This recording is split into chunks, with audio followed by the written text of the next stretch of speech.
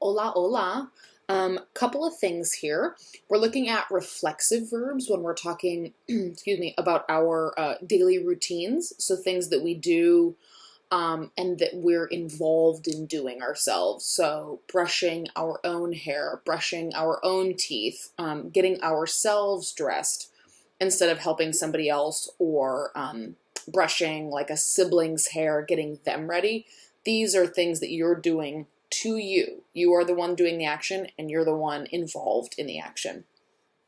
So far, we've seen verbs like, for example, levantarse and dormirse. And what's another good one? Levantarse, dormirse. I can't think of an ER one. Well, we'll just say let's see. Let's go vestirse. So you've got things happening here as you saw in level 1 and as you continue to see throughout your Spanish journey. You've got an ending on this verb that tells you it's to do the thing, like to, to sleep, to wake up, to get dressed, all those kind of things. And then you've got this little say at the end. You've been using these since you started introducing yourself. Me llamo is a reflexive verb. It's not my name is, it's I call myself. So the original verb for me llamo, like the parent verb that it comes from, is llamarse.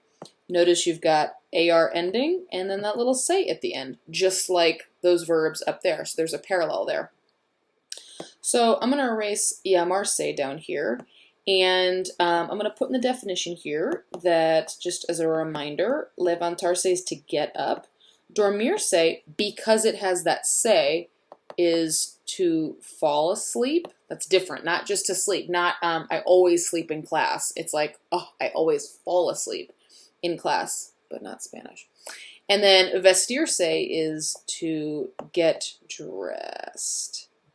So what you've got happening here is that you need to change the ending so that the action's more specific. And you're going to have to put the se somewhere. So, for example, you've got levantarse. If I want to make that me levanto, I get up. Oops, let's color code that like we did before and make sure they match. Yep.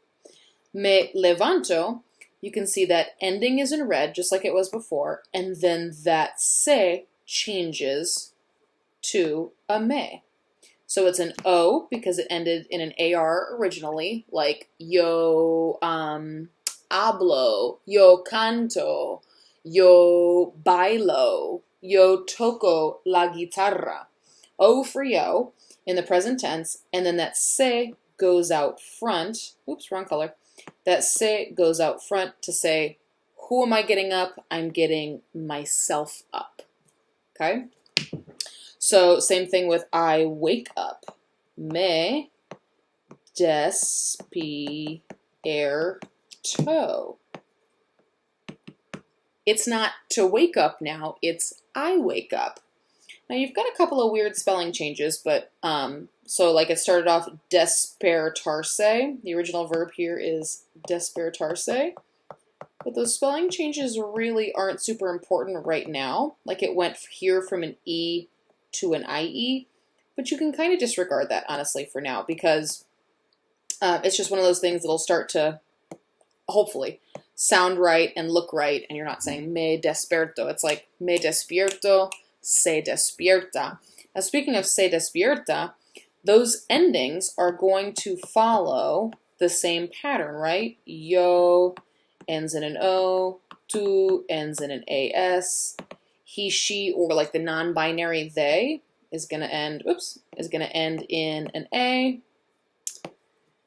Oh, that's why. I'm going to say he, she, I think these are binary ones, ends in an A, and then we has an AMOS, and then they / you all is an AN.